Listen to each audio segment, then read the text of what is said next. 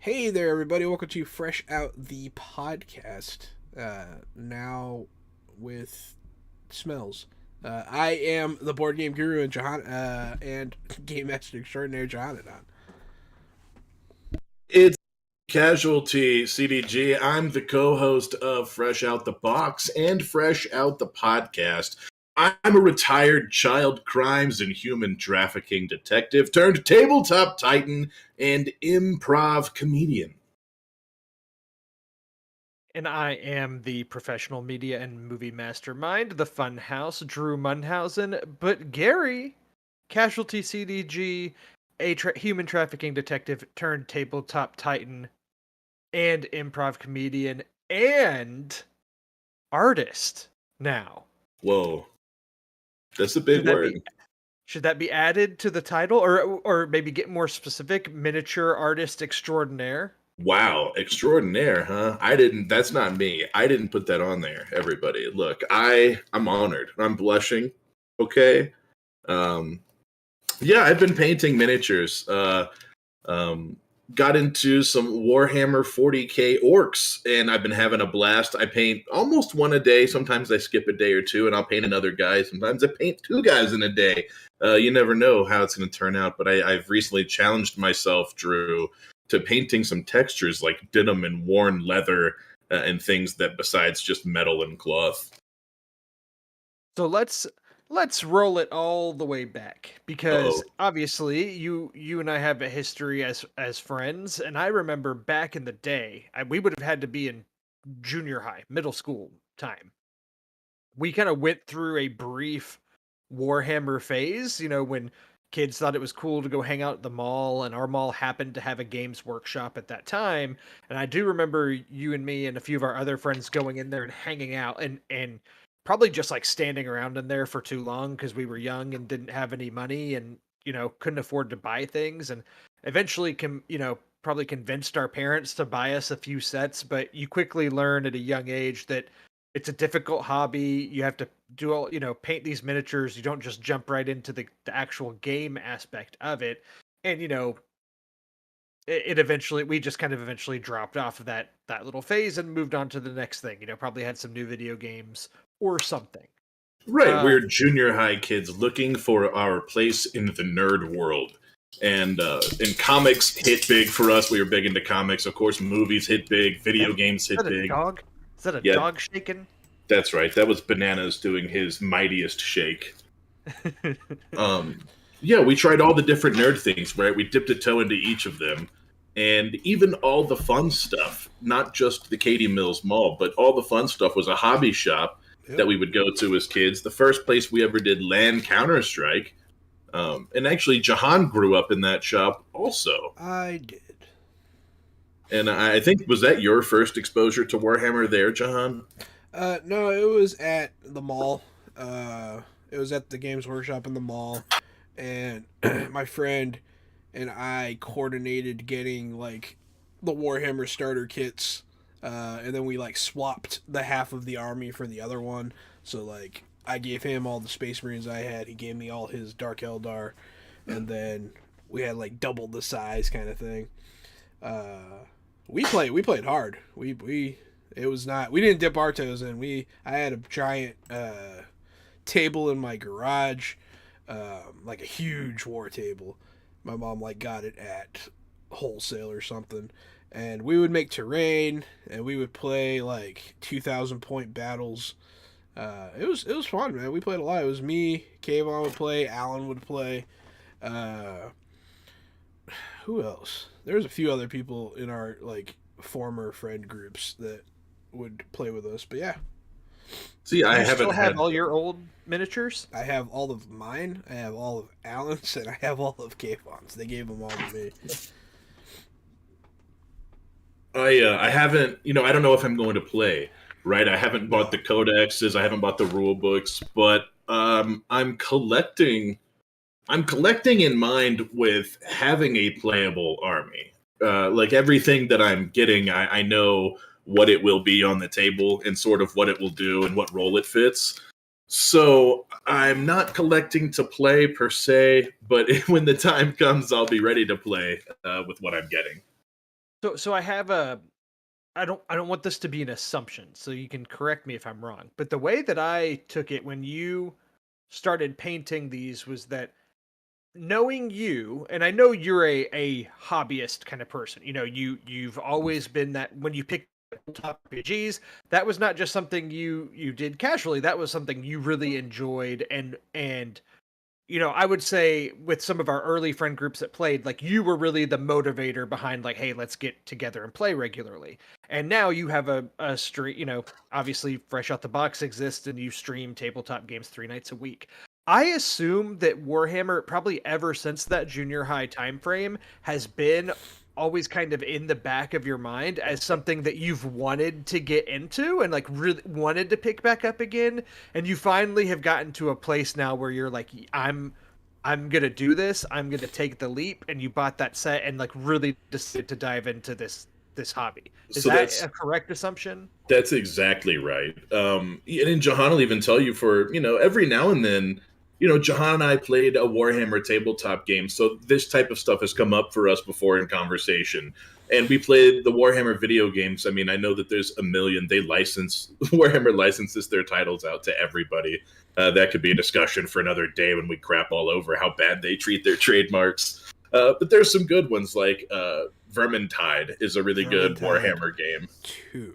Vermintide 2 is even better, and then they're making Darktide, which is a Warhammer 40K. And those games are kind of a Left 4 Dead style game where you play as fantasy characters. So when John and I go through playing these Warhammer games together, these conversations always come up. And I've always told him that I wanted either Orcs or Tyranid. And I've known that since I was young. You're right. It's never left my mind. Those have always been the two armies I've wanted. Through the years, you see stuff here and there with Warhammer, and I'm just like, yeah, there's still just 2 for me. There's still only 2. And so I've got my Orcs. You know what I mean? It was like a big check off my to-do list. I've got Orcs, and they're awesome. And then I found out that, like, when we started building Warhammer miniatures when we were young, the way that they came was a body, and a bunch of arms, a bunch of chests, a bunch of legs, and a bunch of heads. And you took your head and you super glued it on. You picked what legs you wanted, you picked what arms, and you could kind of customize your guy for basically every army. Now, the pieces are way more highly detailed. You don't need super glue. They're like hard plastic, pre-molded, and most of the time they have one way that they go together, but certain units have different weapons you can substitute. So they kind of hard to click into place, and they're really easy to build, makes them easier to prime and put together. And painting them is much harder though, right? Because now you can't paint an arm and then put it on when you're done. Because now if the arm is across the chest connected to a gun, you're painting an arm on a chest all as one piece. And so you're having to do your details and your layers a lot more carefully than painting the separate arm and then putting it on. So I've already had new pieces and new challenges and new things to look at with these miniatures, and it was the first box I opened was like my old ones, was like the ones when we were kids. And so when I opened the new Combat Patrol box, it was a whole new surprise for me, right? It was a whole new thing. Hell yes. Yeah, it was like Christmas, man. Christmas for myself. I want to get back into it too. Now is a great time to start playing Warhammer 40k because they are fixing to release the very last of the army updates for 9th edition. So like right now 9th edition has like officially is like fully released. So right now you'd be getting in essentially on the ground floor of the new edition. They've updated all the rules.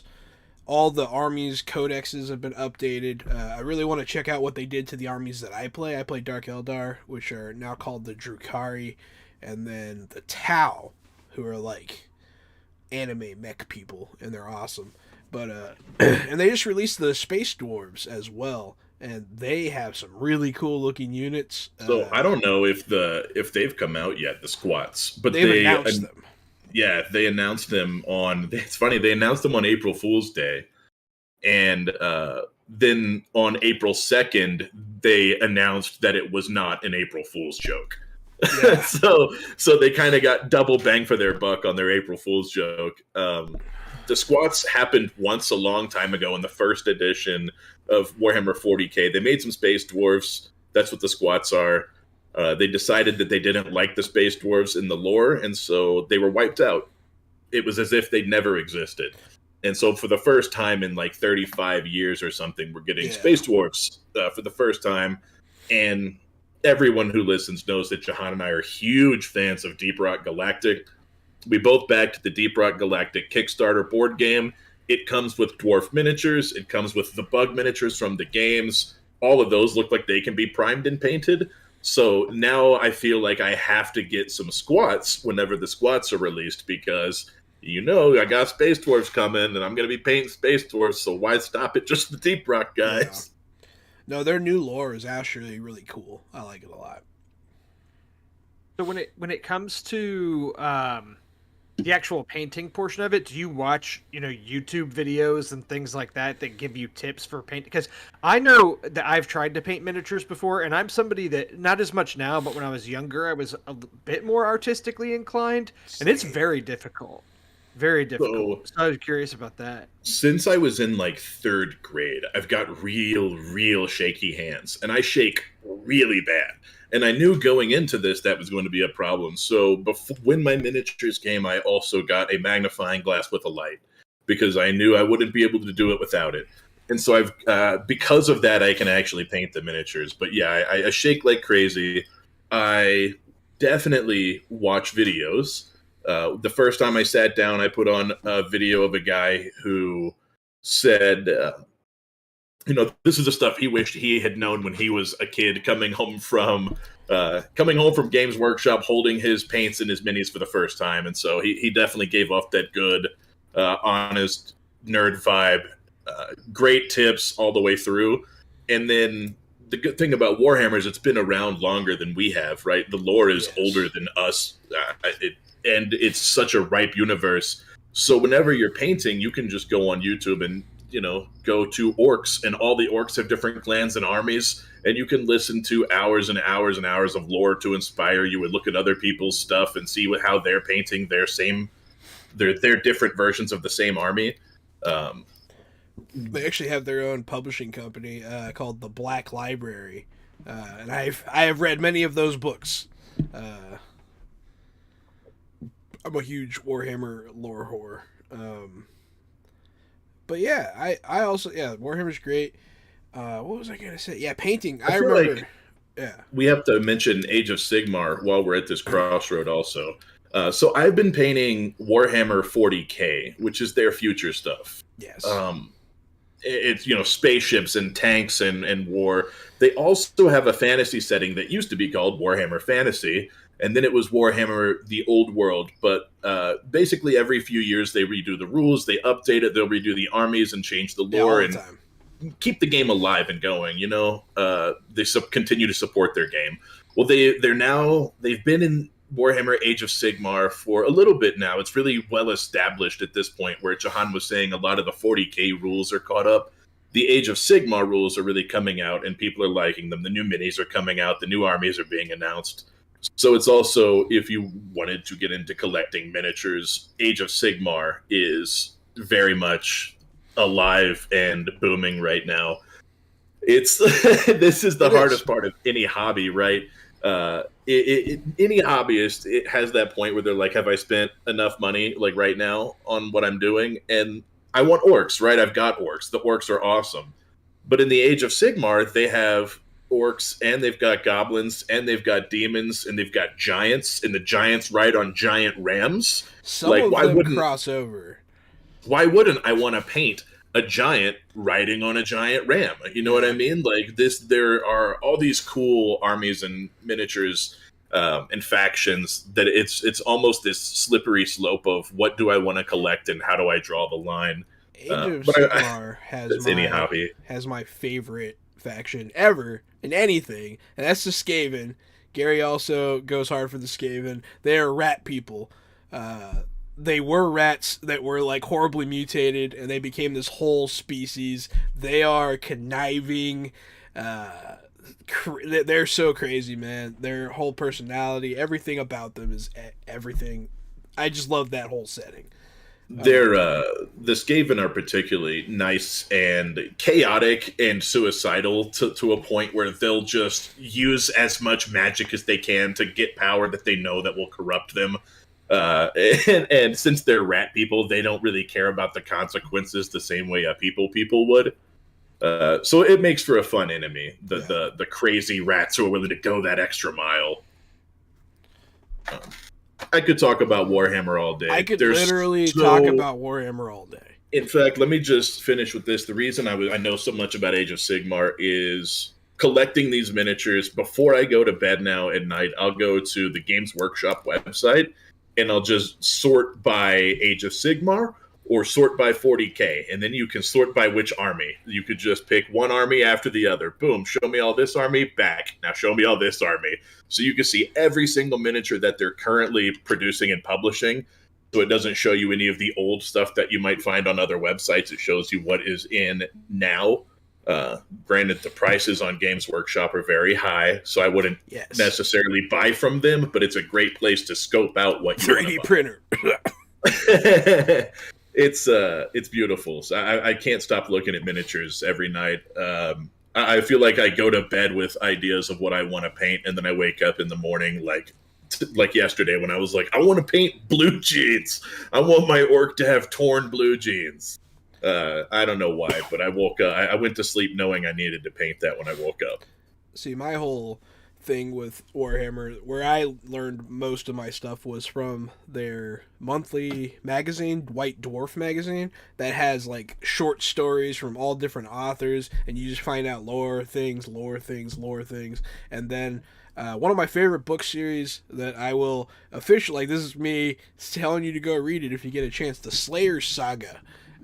Starring Grotrex and Felix Jagger. It's an epic tale about a man who drunkenly agrees to follow a dwarven slayer and record his death, because dwarven slayers seek death against overwhelming odds to atone for a sin in their past.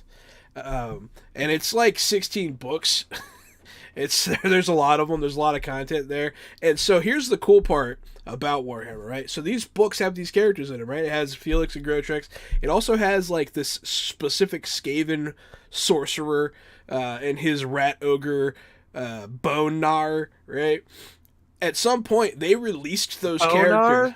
Bone Gnar or something like that. Bone Ripper. Bonar. Like gnarring. Yeah, Boner. Like boner.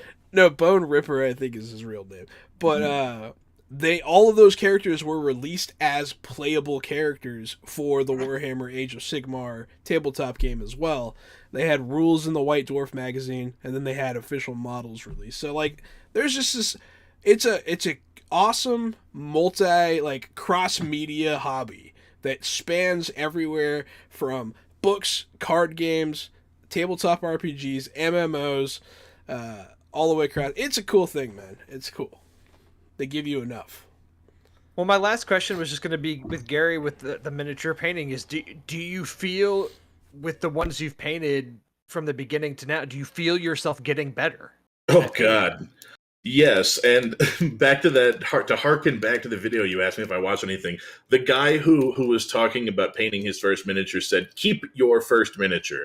He said, don't get rid of it, don't throw it away, don't repaint it, keep it. That way you can look back at it and compare everything you're painting now to the first miniature you painted. And just in like the 3 or 4 weeks I've been painting has been an astronomical difference, massive difference.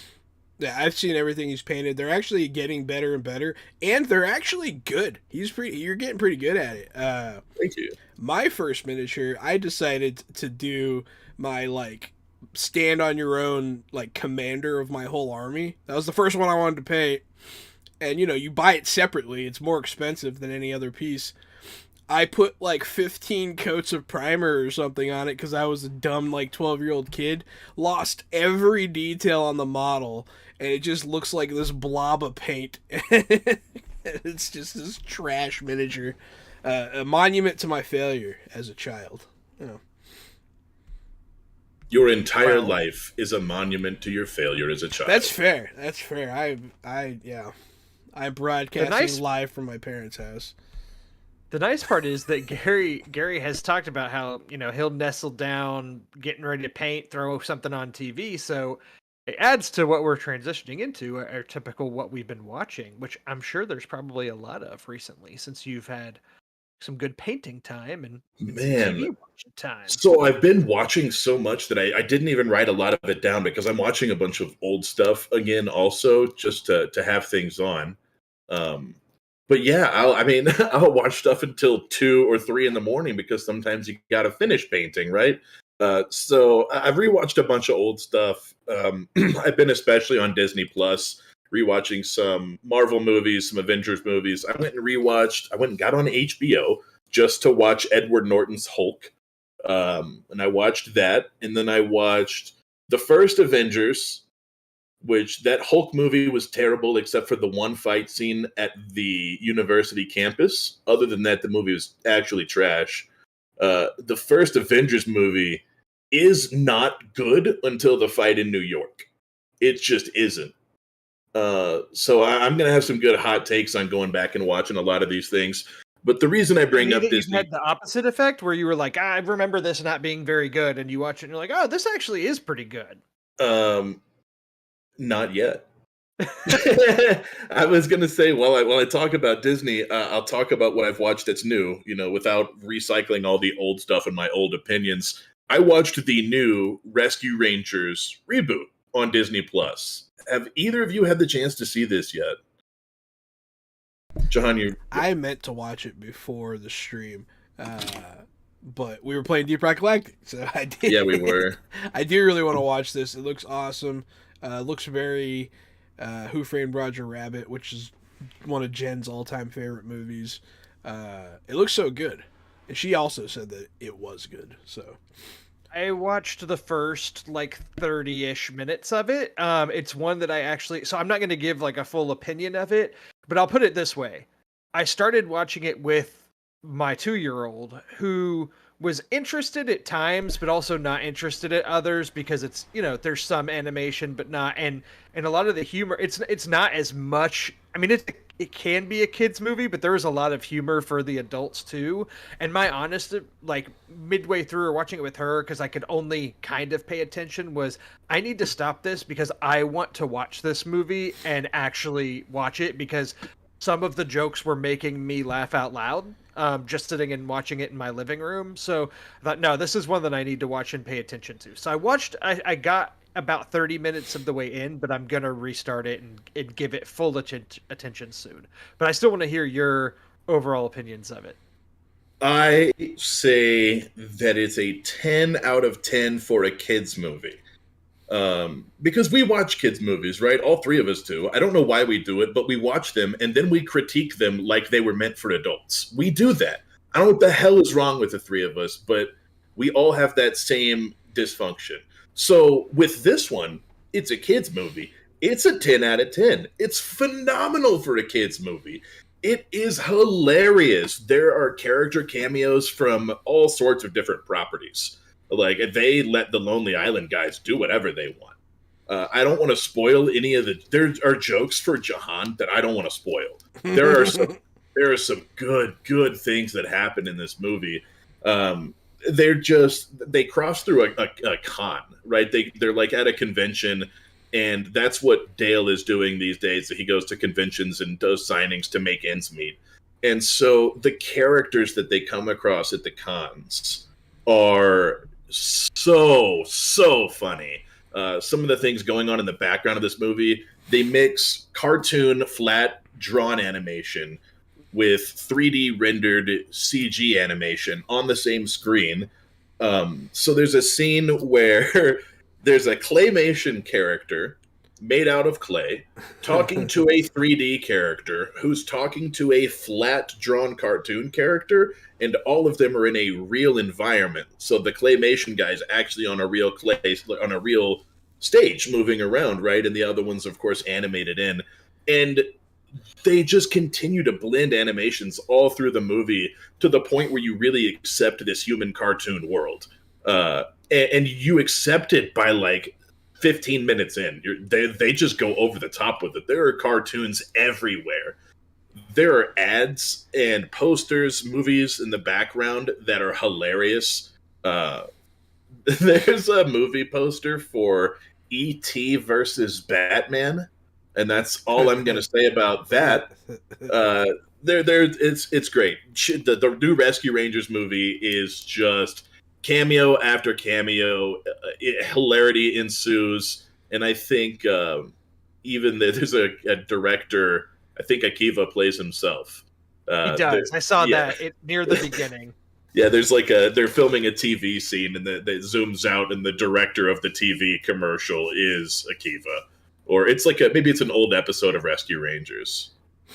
So I know Jahan, compared to, or said he'd heard it was kind of like Who Framed Roger Rabbit. Absolutely. And I saw even in the beginning, Roger Rabbit, I don't think it's a spoiler to say there was a part where he made an appearance. So to me, that seems like a very overt, nod that they know what they're doing. But just from the bit I saw, it's as funny as the movie is and as clever. It's almost like a tribute to the history of animation with all the different forms that are blending. Now that you put it that way, Gary, it's pretty fascinating, but especially with some of the characters. And there's even a subplot that involves like bootleg copies of things that I thought was like incredibly brilliant, like strangely dark for this animated form, but like also really brilliant the way they've incorporated it in. I don't know. It's just there's I know for a fact that was the point whenever the Lonely Island guys were talking to the Disney guys, and somebody at the writers' table stood up and started clapping because they explained the plot to you like in an elevator pitch kind of way in one point in the movie, and it's just so good. Like once you know what you're on board for in this movie, right? Because who cares if Odie is trapped at the airport and Garfield has to go save him? That's kind of stupid, right? Who really cares about that? But in this movie, the plot is that cartoon characters that are wash-ups are getting kidnapped and getting erased and getting different parts added onto them from the other wash-up characters, and they're being sold overseas for bootleg movies. And they're trying to save, the Rescue Rangers are trying to save them. That's pretty hilarious. I'm in Yeah, I erupted into laughter. I was like, that's it. That's the plot. Like, yes. What a plot. You're trying to save the old cartoons from getting bootlegged. Yes. Yeah, no, I feel like you guys know I'm a huge fan of animation. I love anything animated. I watch cartoons all the time. And so, yeah, this is just like you said, a history of animation. And it just looks so damn funny. I'm thrilled to finally watch this soon. John Mulaney is Chip, which I didn't know going in. I just knew that Andy Samberg was Dale. I didn't know we were going to get... we got a big Seth Rogen role. We got a really big J. Jonah Jameson. I always forget his name. J.K. Simmons. We got a big J.K. Simmons role, which I love J.K. Simmons. Of course, he's an amazing voice actor. And that's Invincible's dad also. And, I think the move to put this on Disney Plus is very interesting. It's one of those, we're in this weird climate, right, where there's a lot of people championing the return of movie theaters and wanting things to be in theaters. And I'm kind of part of that party, but at the same time, the word of mouth going around on this movie is so positive right now that it's almost like I wonder how it would have done had it been in theaters. But also the viral nature of it being on Disney Plus has been good, because I've seen a lot of people in my social media feeds that are not the people I typically interact with from like a media standpoint, or talking about movies and TV shows that are talking about this movie and how funny it is and how they can't get it out of their head. So I had to have my controller next to me so I could pause. There's like scenes where they're walking down Hollywood Boulevard and the Hollywood stars, I would pause to see who they were, because like Chun-Li was one. That's the one I saw too. Chun-Li. Yeah, and there are more, and so I was pausing to see who all the different characters were. At one point, I paused on a bus stop because I was like, "Did that just say Butthead for president?" And I rewinded it, and it was Butthead from Beavis and Butthead, but it said Butthead for senator. And I was like, "What is happening in this movie?" Like, there are just things going on. You just need to see the things in this movie. Love to know how they got the permissions to use all these non-Disney franchises within it, because your point, and again, I don't want to spoil because there's some fun reveals here, but like you already mentioned Batman and E.T., but like there's even a Shrek reference in it too. Mm-hmm. And I'm like, how'd you do this? I actually have heard a bit about this, and it's just parody law. They didn't get permission for a lot of them. It's just like, I know there's a Sonic cameo, and they referred to him as Ugly Sonic or something like that. They never actually call him just Sonic ever, and that makes it... and like they made changes to the character. He doesn't look the same, and so it falls under parody law. They don't need permission. So I imagine there's a lot of that. And that doesn't surprise me at all, being from the Lonely Island. I bet they knew what they could and couldn't get away with, or I bet their attorneys know. But it was really nice watching that and feeling that Lonely Island energy come across, because I never thought to myself, boy, Disney didn't let them do anything. I never thought to myself that Disney stopped them or said, you got to do this instead. It looked like Disney just said, yeah, make a Rescue Rangers movie. And at the end of it all, there's a post-credits nod to they would like to make a Darkwing Duck movie. Oh, boy. So I'm all in. Go watch Rescue Rangers. Go tweet. Go post. Go let people know how you feel, because I would love to see a Lonely Island Darkwing Duck movie as well. One of the last Disney Plus original movies I watched was the new reboot of Cheaper by the Dozen with Zach Braff and Gabrielle Union, and it felt like a straight... I don't know how else to say this. Like, it felt like it's straight to Disney Plus movie. I don't know how else to put it. We remember straight to video. It wasn't very good. Fine for like a family movie, but it wasn't very good. And so when you hear, well, they're doing Rescue Rangers next, you can't help but think of what level of quality that's going to be at. And to hear this is like a pretty big success so far with people our age too. is fun. I mean, I'll even say this: like, I remember thinking when they cast John Mulaney and Andy Samberg as Chip and Dale, I was like, how are they going to do that? Especially if they're from the Rescue Rangers show, because like we all know Chip and Dale have the typical chipmunk voices, but they addressed that early on that like that's just their stage character voices, and then when they talk normally, they talk like John Mulaney and Andy Samberg. When they're in their show, they go into character. And I'm like, that's brilliant. And I didn't even think of that before. There's a good part where they start bickering back and forth through. They argue, and like the more they argue, the faster they start arguing. So they speed up into chipmunk voices. They're arguing with each other. So they give it a nod back. So also Gizmo, the little fly that was like their friend and pet. Later in the movie, you get to hear his voice also. That's not his. Don't say anymore because I have not gotten there, and I want to experience that for myself. So yeah, it's great. Touch on the movie more in coming weeks as Jahan and I get to see it full, but fresh. Everybody watch the Rescue Rangers reboot. Do it. You can watch it with your kids in the room, and you can watch it without your kids in the room. It's hilarious. I might watch it again if you like cartoons, you like animation, and you grew up. If you ever grew up and you were a person that grew up, then you would like this movie if you ever grew up as a person. So speaking of watching movies that you shouldn't watch with your kids in the room, I'll make that transition. I want to talk about a movie that I saw, and I actually wrote a review of this for Nerdtropolis. You know, Sean, we just had on a couple weeks ago and talking Doctor Strange, and we talked Nerdtropolis a little bit. But I wrote a review for Nerdtropolis for the movie Men, which is the new Alex Garland film, which he's one of those kind of up-and-coming auteur directors. If you don't know, he wrote and directed Ex Machina, and he also wrote and directed Annihilation a couple years ago. And he did the show Devs that was on FX. So kind of a history of interesting sci-fi. Ex Machina was really hard into sci-fi, and then Annihilation was more of a sci-fi and horror blend. And Men, his newest movie, is like being described as a folk horror. But anyways, it stars Jessie Buckley, who I love. I think she's brilliant. She's been in, a lot of great movies, but like no like big mainstream franchises that probably our audience would know her from. But she was just in a Netflix movie last year called The Lost Daughter.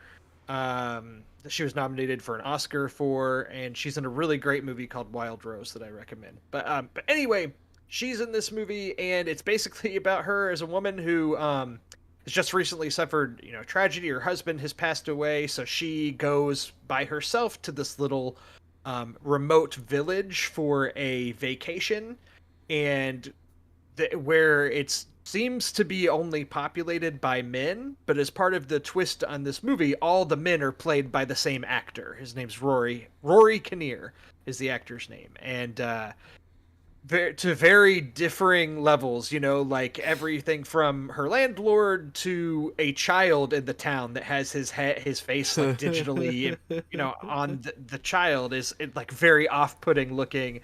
But naturally, it just is a very unsettling movie that slowly builds with some scares and things throughout to a just... I don't even know how to describe the finale. I mean, it's just kind of this insane, grotesque finale and how it ends. So that's all I want to say. I'll be pretty vague on it, but it's not for the faint of heart. I would say of Alex Garland's movies between Ex Machina and Annihilation and Men, I probably liked this one the least of those three, but an Alex Garland movie that I like the least, for me, is still a high bar compared to other movies that are out, if that makes sense. It definitely seems like a weird psychological thriller. It doesn't sound bad. It just sounds kind of strange and weird, and I bet that was the intention.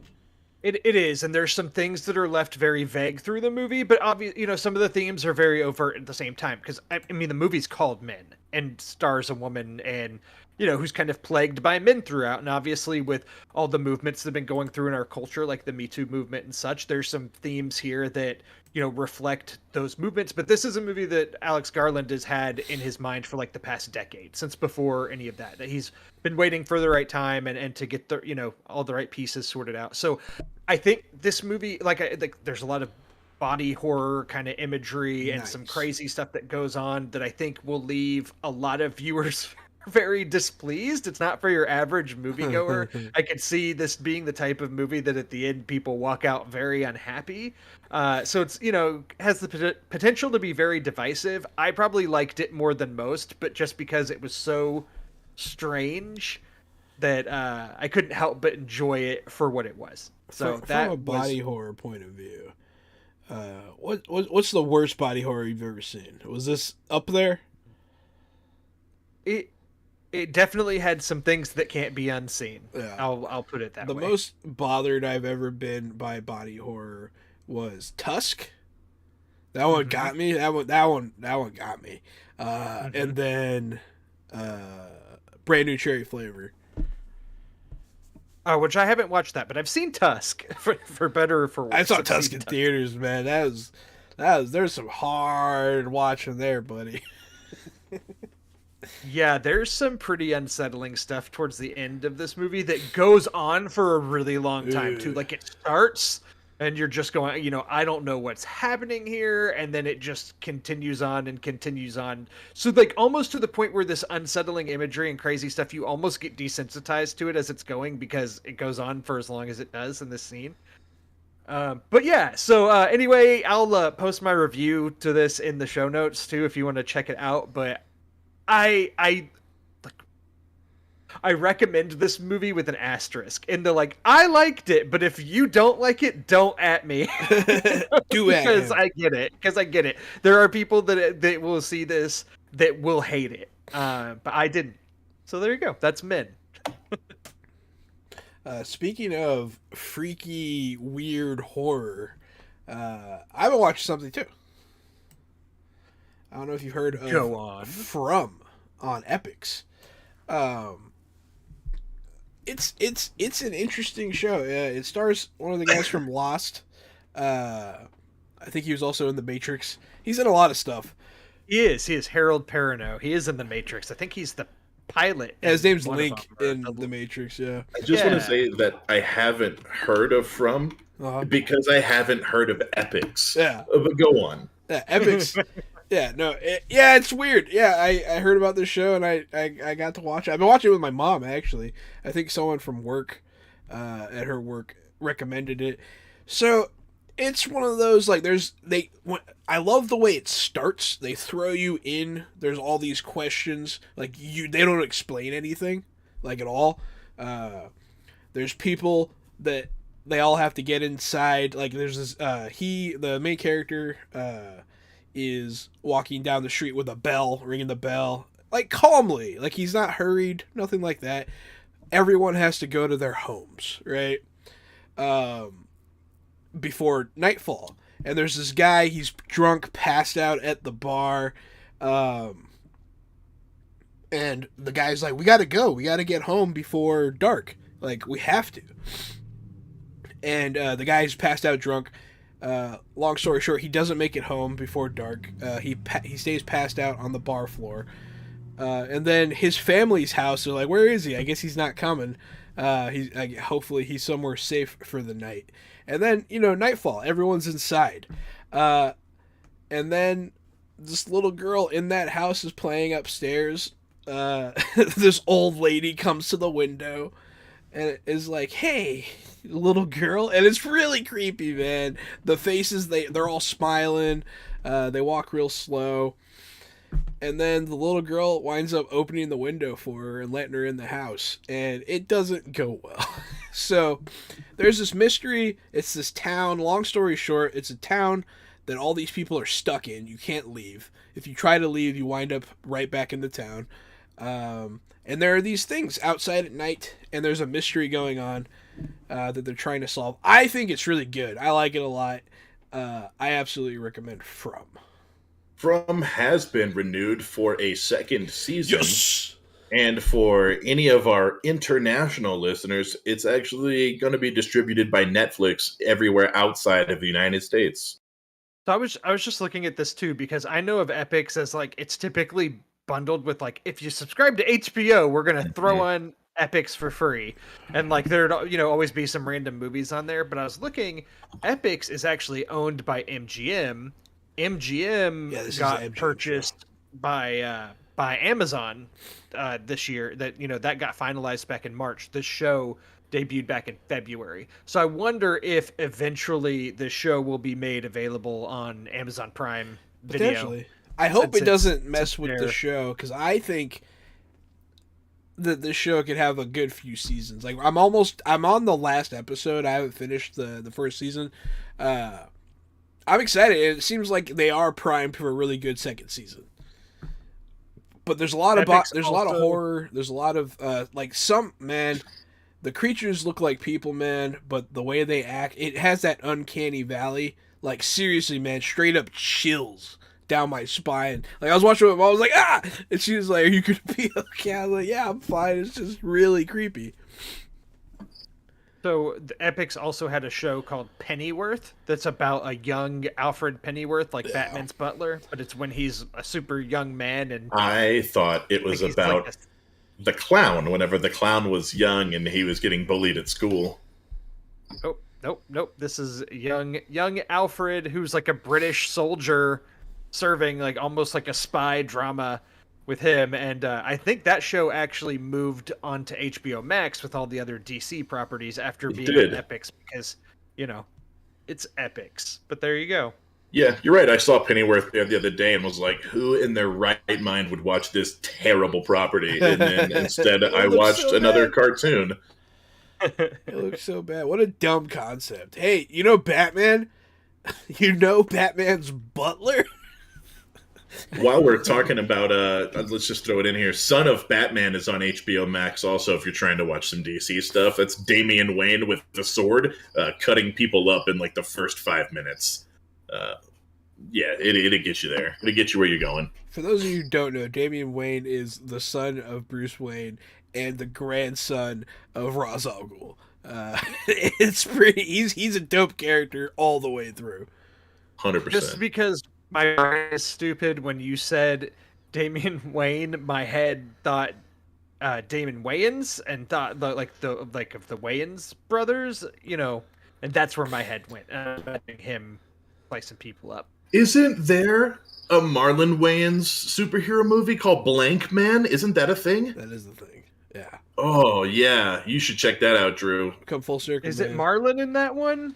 Who's the which one? Which Wayans? That's Damon Wayans in Is that that Damon? Okay. one. That's a. You should check out Blank Man if you haven't. What a piece. Sorry for that weird tangent. I'll go on another tangent We here. like I just superheroes. another movie that you can actually only see in theaters right now, but I went and saw was The Unbearable Weight of Massive Talent. This is the new Nick Cage as Nick Cage movie. Why the sigh? Why the Nick sigh, Cage Gary? sucks. Oh my god. Nick Cage is trash. Nick Cage has never made anything better for being in it. Ever. He's never here's the been thing. the good thing. I think that people forget because of like the past 10 years of Nick Cage's career and what he's been doing, which is just working. He's not, I mean, he could be doing different stuff if he wanted to, but I think he likes just working all the time. And, but he's made a lot of bad movies, but a few good ones in the past like decade or so. But he had some good stuff back in the day, and I think people forget he can be talented when he wants to be. I know, Gary, you've been like on the anti-pig train for a while. I had really Ugh. liked it and thought he was actually really great in it, but I'll say this movie is Nick Cage being that like extra over the top version of Nick Cage, but on purpose because he's kind of being a parody of himself. But I enjoyed this. I thought it was fun, and Pedro Pascal is in it, and despite Nick Cage being as over the top as he is, Pedro Pascal still manages to be a scene stealer and kind of like steals your heart in the movie because he's just so good in it. But But yeah, I thought Unbearable Weight of Massive Talent was fun. There's a lot of references to Nick Cage movies, of course, to all the big ones like Face Off or The Rock, but also some of his more obscure movies there's references to. But you don't have to have seen those movies to understand it by any means. That was going to be what I said. It was like Face Off, The Rock, and Con Air are all awesome movies, but none of them are awesome because of Nick Cage. None of them. Nick Cage is not awesome. He will never be good, and he has never been good. I don't know what happened. I don't know why everyone all of a sudden is like, oh yeah, he's always been great. He hasn't. He's always been bad, and he'll always be bad. Anytime, I remember growing up my entire life and being like, oh wow, a Nick Cage movie just came out. I bet it's dope. Always. Always. That's been my whole life. I don't know what you're talking about. And then what? Ghost Rider came out, or did you keep saying Ghost Rider sucked? Yeah, Ghost Rider sucked out loud. That's when things started going on the decline. Like, I actually like the National Treasure movies and things like that. Like, I think there's some fun there. I think the National Treasure movies are amazing. And he started doing he did that Drive Angry, and he did one. Like some sort of witch hunter movie. I can't even remember what it was called. 12 Sons. He started doing a bunch of bizarre stuff. No, it had like a really stupid title. I can't remember because there's that dumb Vin Diesel one too, and I keep getting them mixed up. It's not the last witch hunter is the Vin Diesel one. Yeah. No, the one that I'm thinking of is called Season of the Witch. That's the one that I was thinking of. But I like him in side roles. Like, I like him in Kick-Ass and things like that. He was great in Kick-Ass. Yeah, he was pretty good in Kick-Ass. Oh, Season of the Witch wasn't terrible. He is pretty good in Kick-Ass. So, if you cover up his face... Sorcerer's Apprentice, but I don't think that got that much play. All right. I saw that as well. I've seen all of them, man. I've decided that if you cover up his face and you give him less lines, that he's better. That's exactly right. I'll stick with that. The more you cover his face and the less lines you give Nick Cage, the more I will like him on the graph. You need to go watch The History of Swearing with Nicolas Cage on Netflix. I watched it. I watched The History of Swearing. It's awesome. Watching Nicolas Cage go, dicks, like that. Like he does. He does the whole head move and yells the word dicks for half an hour. The History of Swearing should have been a really funny and really insightful documentary, and it wasn't. I thought it was hilarious. I was dying.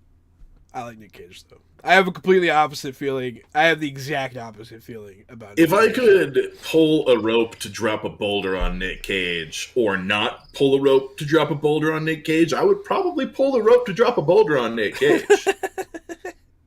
Hey, you know what? I would take the boulder for Nick Cage. I'll use that as another transition. It's because we could talk about Nick Cage all day. I will. Dropping boulders on people or hurting people to an extreme amount.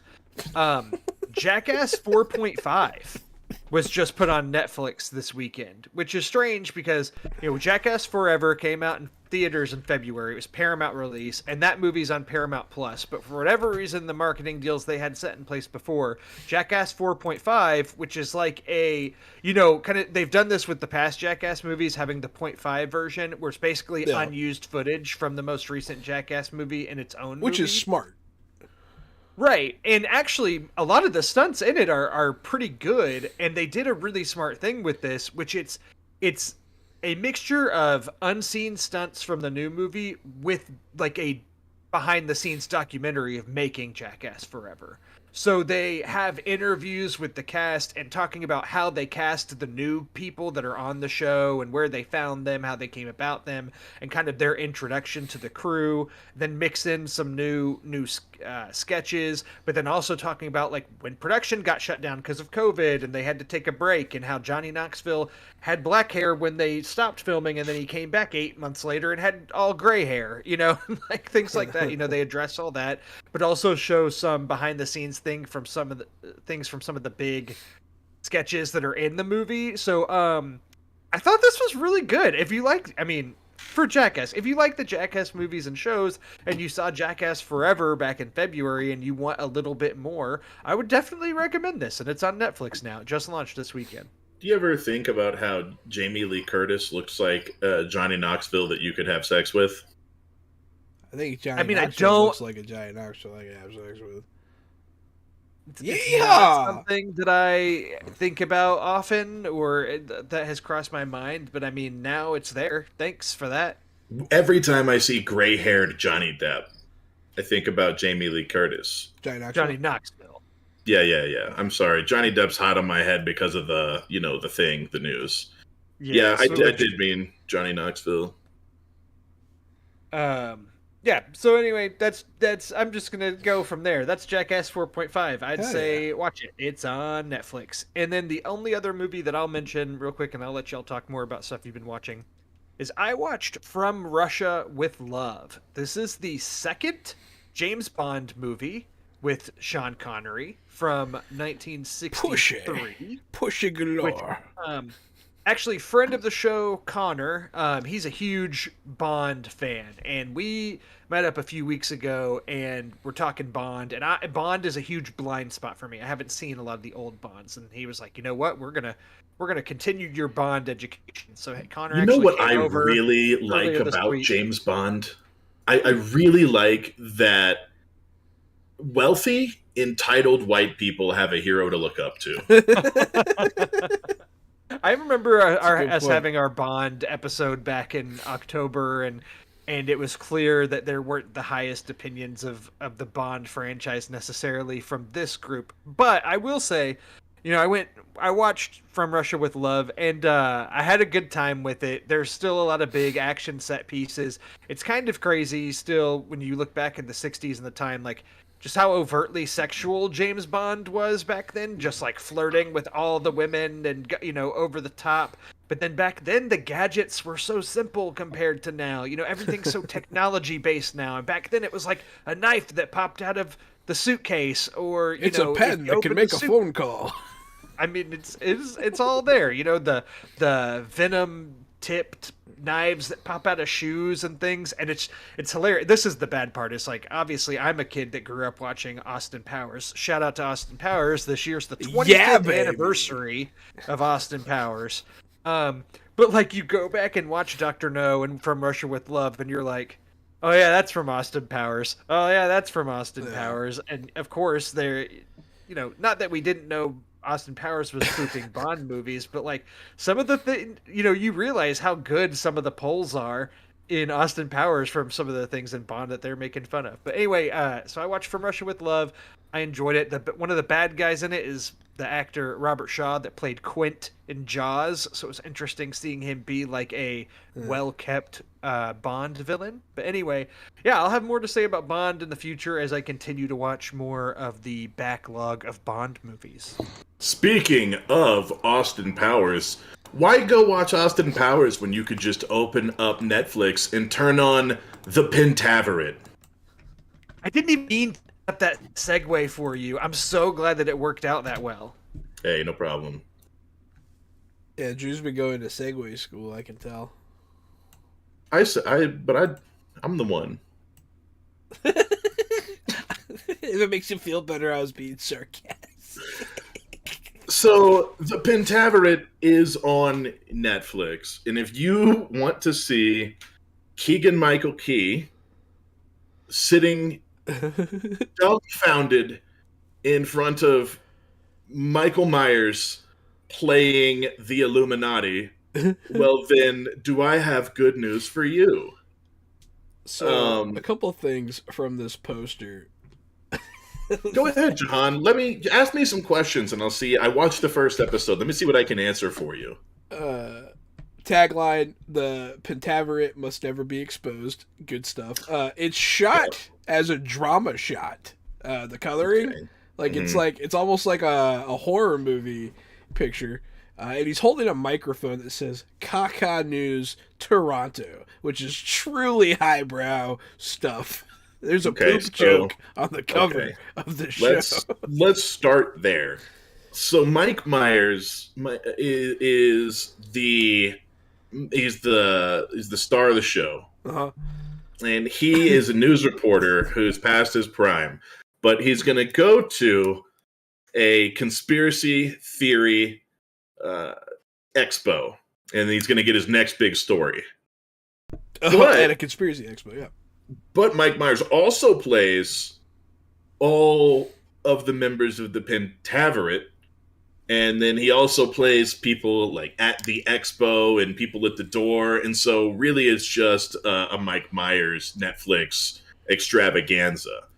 And while there are some characters that are kind of funny, the show, I was really hoping it wasn't a movie about 30 minutes in. I was like, okay, I cannot handle any more of this. This is like becoming Love Guru-ish.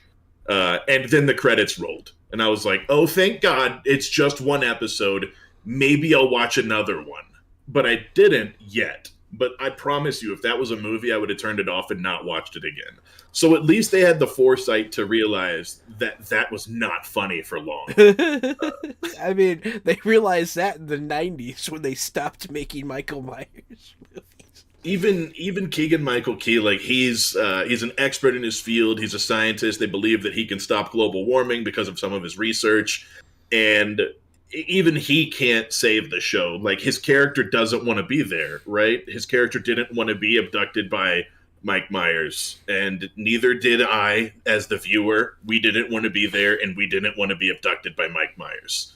We just wanted to leave with Keegan-Michael Key, and now we're all stuck there.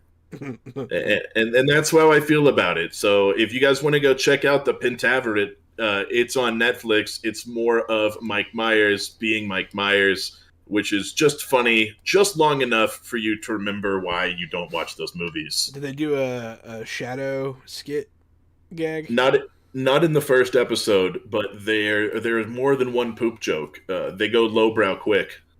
I mean, it's on the cover. Yeah, it's not like they didn't warn me. Oh boy. All right. Oh boy, indeed. Well, how about you, Jahan? What else have you been watching? So yeah, I binge watched all of From. I'm just missing the one episode. That's mostly what I've been watching. But I don't know if you guys heard about Fred Ward dying recently.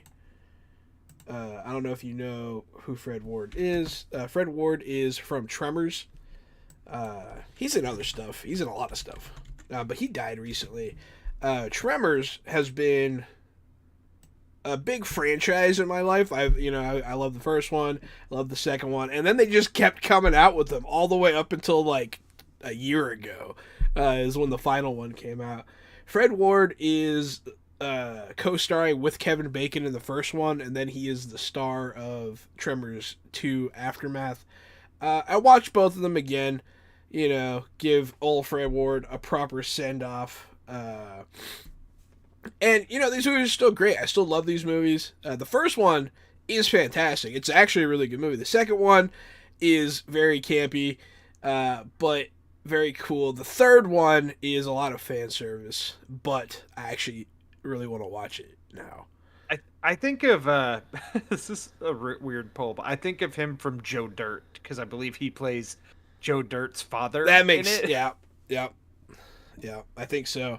He's in a lot of stuff. He's been like a general in like 4 different movies. Fred Ward's been in a lot.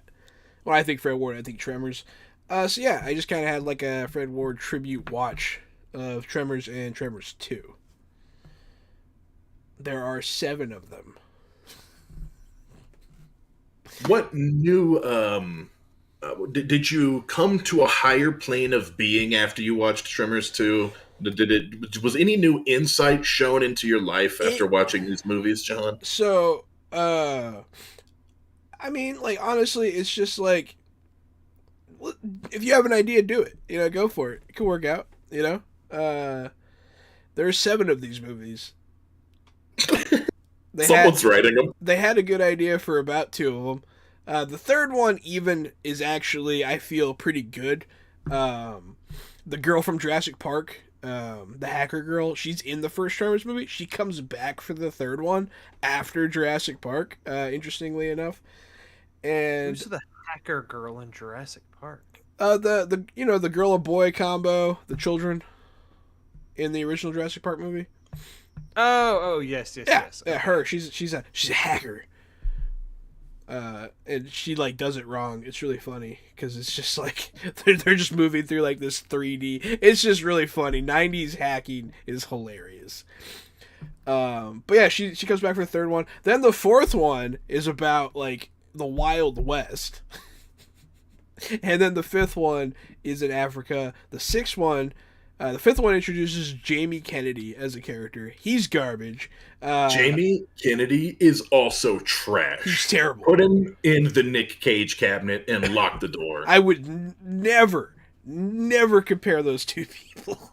Put them in there. Cram them both in there. One of those people has an Emmy. Or the other an one, Oscar. That's fine. Nicolas Cage can sit on top of him. But yeah, and then Tremors, A Cold Day in Hell. Terrible movie. And then the final Tremors movie, Tremors Shrieker Island, came out recently. And that movie is watchable. It was okay. Honestly, the only one that I say is absolutely god-awful is Tremors, A Cold Day in Hell. That one's terrible. I like that Jahan watched Tremors 1 and 2 as a tribute to Fred Ward, and now we're just on a Tremors total detour. Well, don't worry. That's all I watched. While we're at the Tremors detour, Jahan, I'm not surprised the ice one was terrible. Did you see the Alien versus Predator ice one? Yeah, the original Alien versus Predator. That was the first one. It's terrible. Something only about if you hate good movies, Gary. Something about taking place in the ice for a horror movie is just like, I don't care. I don't live in Antarctica. What about The Thing? I don't care. I don't care. Have you seen The Thing? Yes, Jahan, I've seen The Thing. I don't care because I don't live in the poles. Yeah, but like it's still scary though. It's not. Fine, be that way. But yeah, no. I will. Anytime I see an ice monster movie, it's just like jumping the shark to me. Like you already lost me. It's on the ice. I'm already gone. It's already dumb. You just can't relate to it. Movie. It's funny. Yeah, it's already an ice movie. Well, a lot of people in the world live where it snows, so. Like I live where it snows, but for like Tremors, 3 weeks. Tremors in ice, not scary. Aliens and predators in ice, not scary. Put them back in the cityscapes. Let them terrify people. Being off alone in a remote research base is not a scary place for you to be. That's like where you should be. But help can't come, Gary. Help can't come.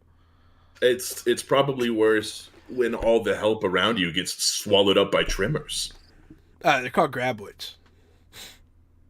I stand correct. They even do that gag in the third one because people always call them Tremors. Yeah. Sorry, Drew. We're done having fun now. Oh, good. Thank goodness. Moving on. What else? What else have you been doing? I've been playing games, right? I've been playing games. Are these games They Are Billions and Loop Hero? Are those games? Yeah. Mm-hmm. I saw those on your list, Jahan. Sorry to jump ahead. No, we've talked about Research and Destroy before, so I'll just mention it real briefly again. Jahan and I beat Research and Destroy last night. We got the achievement. We tweeted at the company, and we told them we beat the game. They said, "Hooray! Thanks for playing our game." Yeah, it was awesome. Research and Destroy is a turn-based third-person shooter. You move around like a squad. You fight ghosts. You fight zombies and vampires and trolls. And then at the end of it all, you fight all of those things all at once in endless waves while you fight a giant 3-stalked eye monster. And so we did that, and we beat the crap out of that 3-stalked eye monster. And here we are to tell the tale. I enjoyed Research and Destroy. It was on Game Pass. It was free dollars on Game Pass. It's still on Game Pass. I'm not sure I'm going to play it anymore, though. We beat it. I'm good with that. I might play Research and Destroy 2, though. I would love... I actually tweeted at them that I would definitely play further content. Yeah. That's all I have to say about that. We played it. We beat it. First we played it. We talked about it. Then we played it again. We beat it. And we liked it. And that's that. True that. And then, so speaking of Game Pass, I'll jump to the Game Hello, Pass. miners, and welcome. I accidentally played something really loud. I hope everyone heard it. I've been playing Jurassic World Evolution 2, which is also free on Game Pass as of, like, Thursday. So these do follow the movies a bit. It's a park building kind of resource management game. The first Jurassic World, you're trying to build a park, draw crowds, keep everyone safe. This one, so if you're familiar with the story that's coming up with the new movie, dinosaurs are out.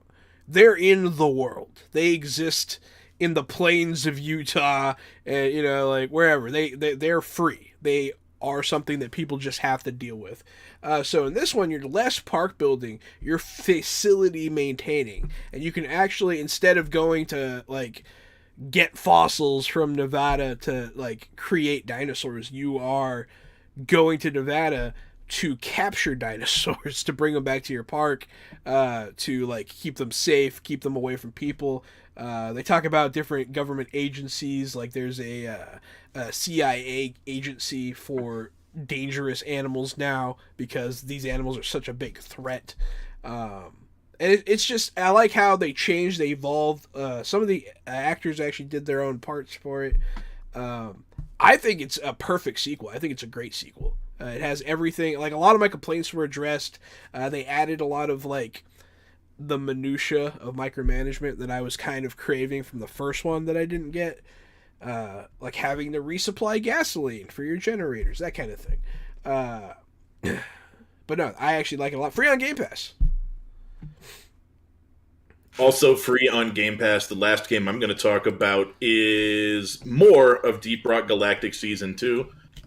Last night, Jahan and I played Deep Rock Galactic until like 3 in the morning. Today, Jahan and I were playing Deep Rock Galactic before we got on the stream.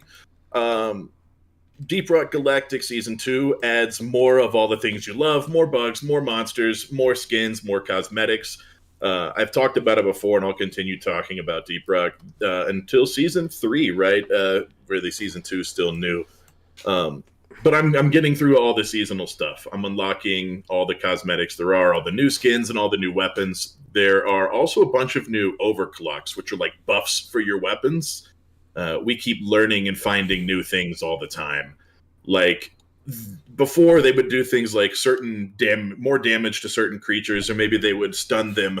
But now the overclocks do things like, if you shoot your own platform for too long, then your platform will explode. And so even the developers of Deep Rock are starting to get more creative within their own confines. They said they're not going to add more classes to the game, so we'll always just see kind of this level of creativity keep creeping up and the game become more and more exciting. One of the biggest things I like about Season 2 and Deep Rock Galactic that they did for quality of life is Jahan knows exactly what I'm talking about. Whenever you're upgrading your forges on your forge tree and you're getting new things for your weapon, it used to be at the end of a forge line, you would get a random upgrade for one of your classes or one of your characters. Just a random upgrade that you could now build. Well, now when you get to the end of your line, instead of getting a random thing, you get a choice between two different things. So you sort of get to pick what you want really instead of getting random handouts. So just those kind of small things in Deep Rock Galactic continue to give to the game, where all of a sudden you're not stuck with something you don't want. Right now you get to pick. At least you get to choose from one of two things that you might want. Love Deep Rock Galactic, love the community, love playing with random people in that game. And Annie, and my wife, has gotten super into Deep Rock Galactic. Now she's doing level 4 missions, which are really hard. She's doing the deep dives, the elite deep dives, and all the other hard stuff the game has to offer. So it's been fun playing and bonding and more Deep Rock Galactic. Just love it. It's free on Game Pass, but you can also buy it for like $30, I think. Really cheap, and it's well worth the money. Yeah, it's one of my favorite games ever, too. But yeah. So those of you listening, you probably noticed my voice is a little off. I've been sick this past week, so I've actually gotten a chance to play a lot more games than usual. So here are some of them. I also played, I mentioned this to you before, Drew, and you rolled your eyes because it has zombies in it. And I'm a zombie guy. Whatever. I played They Is Are this the one you Billions. tweeted about and I commented on it? Yeah. Yeah, okay. Yeah. So I got to play They Are Billions. I actually got to play it even more since then. They Are Billions is a real-time strategy game where you are the last of humanity trying to survive zombies. Humanity is taking residence in this crater, and you are trying to like slowly move out. And that is like an overworld map. You get to choose which missions you do as you expand. Each one gives you different bonuses. Uh, I actually really appreciated that there was a like single hero kind of action going on where you play as like one person in like a sweep and destroy mission in a bunker to try to save some MVPs or VIPs, and that's just a nod back to old RTS games like Warcraft or Starcraft, where you would take a hero, lead them around the map for like the campaign mode. Very cool, very good stuff. It's only $30, and this game slaps, man. It's really cool. There's a tech tree that goes for the campaign, not mission to mission. So like you get stronger. So it kind of has like these XCOM base development structures going on, and when zombies are the enemy, cool stuff happens. I actually got slaughtered in my last mission because some of the zombies infected one of my buildings. The building exploded, creating more zombies, and it just dominoed from there. I was done before I could even begin that one. But yeah, They Are Billions, super fun so far. And then I also finally started to play this game, Loop Hero, which is a game I've heard a lot about. A lot of people talk about this one. It's really interesting, actually. So it's a like a retro style game. It's not the fanciest graphics, like 16-bit or whatever. And you are trying to remember existence because you can't, because existence is gone. Like everything in the world has fallen away. The apocalypse is here. And you're trying to hang on to your memories because they're all that's keeping you tethered to existing. And as you do this, you're traveling around this trek that you can add like locations to. It causes monsters to spawn. Your character's like fighting and killing stuff. And you gather resources and you're trying to build up like your home base. You wind up finding survivors. It's a really, really interesting. It's completely different from anything I've ever played before. It's a very interesting. It's almost like a, what do you call it? Like a one of those passive games, like a game that just goes on in the background almost. But you do have some control while your character's going around and auto battling. You have to like be like, oh, he got this piece of equipment and like upgrade it really quick before he gets to another battle. And like you can like, oh, I want to put the vampire mansion here because it's next to this thing that gives me a bonus against fighting monsters. And so like it's this whole interesting thing. I got to play it a bit. I don't know. Check it out. It's a cheap game, and it was pretty cool. And that's all I've been doing. And is Loop Hero, is that PC only? I believe so. I believe it is a Steam only game. It sounded pretty cool. I was looking at some of the pictures. Do you know if that's made by or published with the same people who did Slay the Spire? It is not. So Slay the Spire was developed by Humble Bundle. Okay. This was developed by Devolver Digital.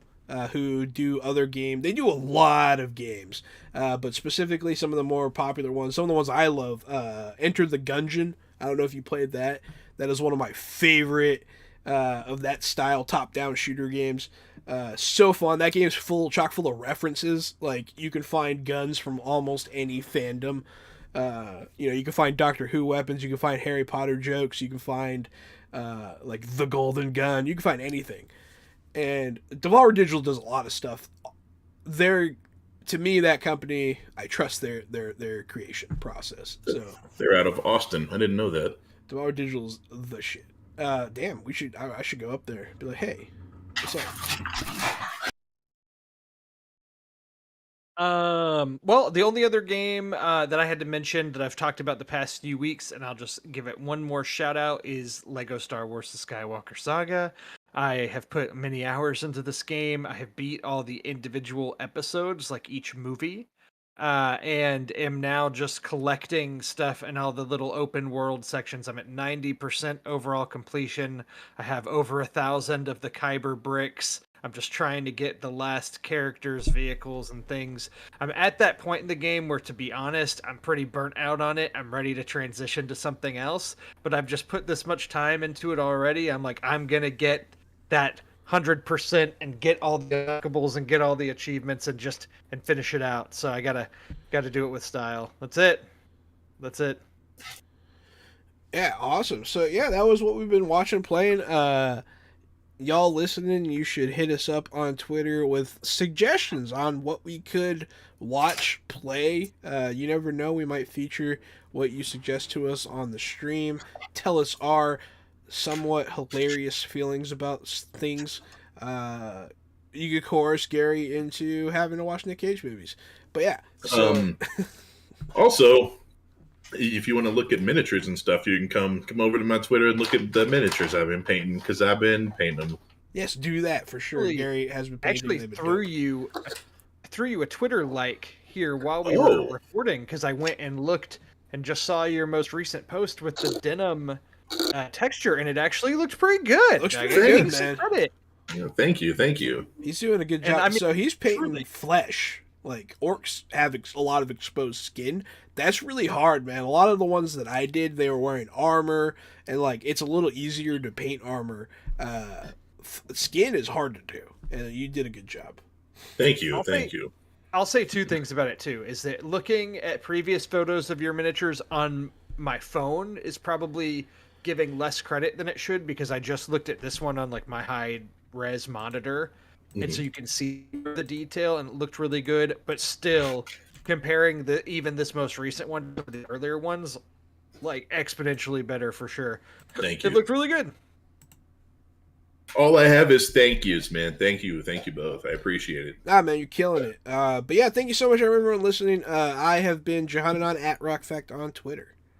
It's me, Casualty CDG. If you like tabletop role-playing games, board games, things of that sort, stop by every Wednesday, Thursday, and Friday night from 8 p.m. until 11 p.m. Central Standard Time. Jahan and I play all sorts of games. It's twitch.tv/Johananon or TTRPG, Fresh Out the Box. You could just Google that, and it'll come up with our YouTube. Fresh Out the Box, TTRPG. It's so exciting. We're always having fun. We have new people on all the time. We're trying to play new games all the time. And I do believe soon we'll be starting a new Thursday night game. We're not sure which game, and we're not sure who's playing, but look forward to that if you want to see a new game. That's all I've got. I am Drew Munhausen. You can find me at Drew Munhausen on Twitter. Please go to nerd-tropolis.com and read my Min review. I will share a link to that in the show notes. And hopefully I'll be able to have more movie reviews up there in the near future. We shall see. Thanks, everyone, for listening. Stay fresh.